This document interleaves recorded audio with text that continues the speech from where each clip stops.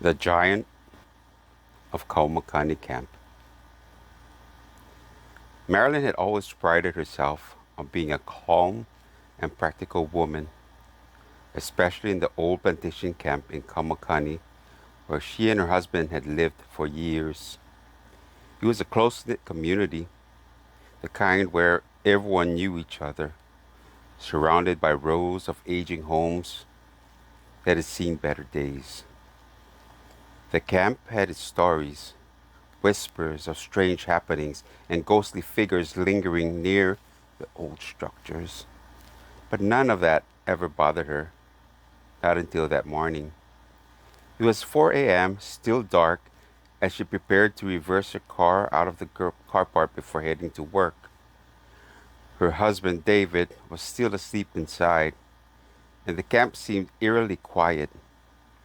She shifted the car into reverse, her headlights cutting through the dim light, hitting against the wall of the carport in the early morning.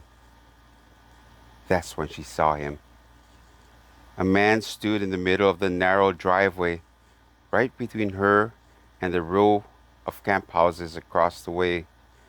But this wasn't just any man. He was massive, over 10 feet tall, dressed in old, worn plantation work clothes, like those her grandfather had once worn. His face was obscured by shadows, but there was something undeniably out of place about him, as if he didn't belong to this world. His dark eyes, deep set beneath a wide-brimmed hat, stared at her without blinking. Marilyn froze, her fingers gripping the steering wheel tightly. For a moment, she thought she might be seeing things. Was it exhaustion? A trick of the dim light? But the man didn't move. He stood there in her reverse lights, completely still, blocking her way. Her heart pounded.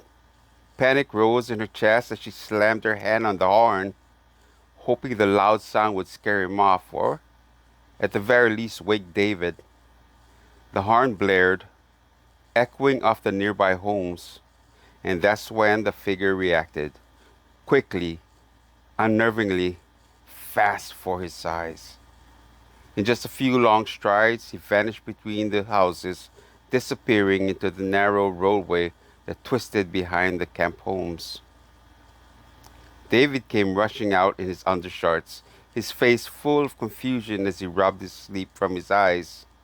"What's going on? What happened?" Marilyn, still breathless, pointed toward the now empty driveway.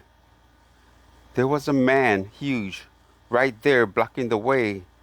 I couldn't David scanned the area, but there was no one in sight. The only sound was the quiet hum of the early morning, the sound of her engine and the homes around them still dark and lifeless. Maybe it was just a shadow or... David began, but Marilyn shook her head. No, it wasn't a shadow. He was real, right there.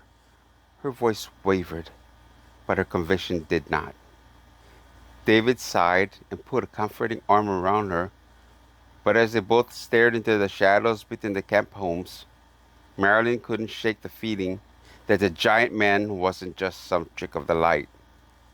He had been there, watching her, and somehow she knew this wouldn't be the last time she had seen him.